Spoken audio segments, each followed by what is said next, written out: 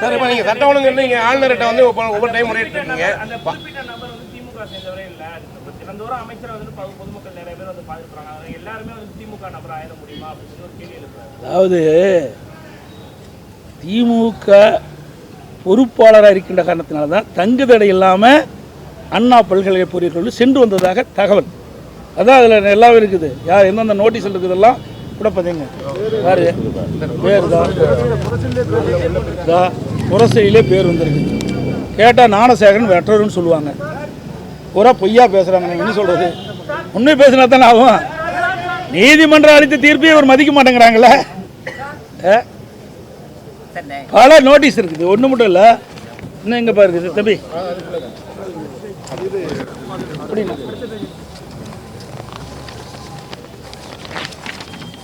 பார்த்தீங்களா? இதில் பேர் இருக்குது.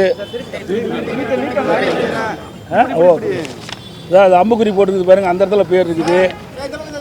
அப்புறம் இல்லை இதான் கீழே தான் இந்த இடத்துல ஞானசேகரன் இருக்குது. இதெல்லாம் அந்த பகுதியில் போய் கேட்டாவே தெரியும். சார் உங்களுக்கு தெரியாது ஒன்றும் கிடையாது. ஊடகங்களுக்கும் பத்திரிகைகளும் தெரியாத கிடையாது. எங்கிட்டேருந்து விறுவிறுப்பான செய்தி பெற வேண்டும் என்பதற்காக தான் கேள்வி கேட்குறீங்க. எனக்கு நல்லா தெரியும். இருந்தாலும் நீங்கள் அந்த பகுதிக்கு போங்க. நாங்கள் சொல்வது உண்மையாக பொய்யான அறிந்துங்க, தெரிஞ்சுங்க. உண்மையாக இருந்தால் வெளியிடுங்க. சார் இப்போ அதிமுகவுடைய அடுத்த கட்ட நடவடிக்கை, ஏன்னா நீங்களும் தொடர்ந்து போராட்டங்கள் பண்ணுறீங்க. ஆளுநர்கிட்ட வந்து ஒவ்வொரு முறையும் போய் சொல்லிட்டு தான் வந்துட்டுருக்கீங்க. இதுலேயும் வந்து வேந்தரா ஆளுநர் இருக்க போகிறாங்க உங்களுக்கு அண்ணா யூனிவர்சிட்டி பொறுத்த வரைக்கும். இதை பொறுத்த வரைக்கும் நீங்கள் வந்து அதாவது என்ன பண்ண போகிறீங்க? இன்றைக்கு தொடர் பாலியல் கொடுமைக்கு பெண்கள் ஆளாகிக்க காரணத்தினால சிறுமியிலிருந்து மாணவியிலிருந்து பெண்கள் வரை இந்த ஆட்சியில் பாலியல் கொடுமைக்கு ஆளாகி கொண்டிருக்கிறார்கள். அதை கண்டித்து தான் இன்றைய தினம் மாபெரும் கண்டன ஆர்ப்பாட்டம் நடைபெறதாக இருந்தது. அனைத்து இந்திய அண்ணா திராவிட முன்னேற்ற கழக அமைப்பு நீதியாக உள்ள அனைத்து மாவட்டங்களிலும் இன்றைக்கி கண்டன ஆர்ப்பாட்டம் நடைபெறதாக இருந்தது. இன்றைக்கு முன்னாள் பாரத பிரதமர் டாக்டர் மன்மோகன் சிங் அவருடைய இறந்த காரணத்தினால அது தள்ளி வைக்கப்பட்டுகின்றது. வருகிற 30ஆம் தேதி காலை 10 மணி அளவில் தமிழ்நாட்டில் இருக்கின்ற கழக நீதியாக அமைப்பு நீதியாக இருக்கின்ற மாவட்டங்களில் அனைத்து இடங்களிலும் அனைத்து இந்திய அண்ணா திராவிட முன்னேற்ற கழகம் இந்த ஆட்சியில் தொடர் பாலியல் உள்கொடுமை நடவதை கண்டித்து கண்டன ஆர்ப்பாட்டம் நடைபெறும். வருகிற 30ஆம் தேதி காலை 10 மணி, வருகிற 30ஆம் தேதி திங்கட்கிழமை காலை 10 மணி அளவில் அனைத்து இந்திய அண்ணா திராவிட முன்னேற்ற கழகத்தின் சார்பாக மாபெரும் கண்டன ஆர்ப்பாட்டம் கழக அமைப்பு நிதியில் உள்ள 81 மாவட்டங்களில் நடைபெறும். சென்னை மாவட்டத்தை தவிர்த்து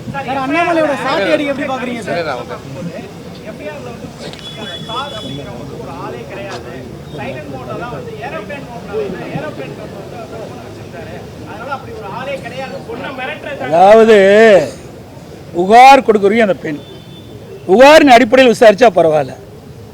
கமிஷன் சொல்லுது விசாரிச்சு எப்படி நியாயம் கிடைக்கும்? இப்போ இந்த புகார் வந்து அந்த மாணவி தான் கொடுத்துருக்குறாங்க. அந்த புகாரின் அடிப்படையில் யார் இருந்தாங்க இல்லை என்பதை விசாரிப்பது காவல்துறை கடமை. அதை தட்டி கழிக்கிறாங்க. இந்த சார் யார் என்பதுதான் அனைவருடைய கேள்வி. ஆனால் அவர் அப்படித்தான் சொல்ல முடியும். குற்றவாளியை காப்பாற்றுறதுக்கு அப்படிதான் சொல்லி அவன் வேற வழி. எந்த உண்மையெல்லாம் வெளிவர வேண்டும் என்பதற்காகத்தான் இந்த வழக்கு சரியான பாதையிலே நடைபெற வேண்டும் என்பதற்காகத்தான் சிபிஐ விசாரணை வேண்டும் என்று நாங்கள் கோருகிறோம்.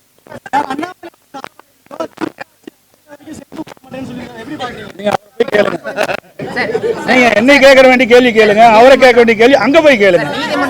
நீதிமன்ற வாயில்ல கொலை நடக்குது, அதுக்கும் நாங்க எப்படி பொறுப்பேற்றுக்க முடியும்னு சொல்றாரு சட்டத்துறை அமைச்சர். நேத்து இந்த மாதிரி பாலியல் வன்கொடுமைக்கும் நாங்க எப்படிங்க பொறுப்பேற்றுக்க? அதாவது ஆட்சியில் இருப்பது யார்? திராவிட முன்னேற்ற கழக அரசு தான் ஆட்சியில் இருக்குது. சட்ட ஒழுங்கை பாதுகாக்கக்கூடிய பொறுப்பு முதலமைச்சர் இருக்குது.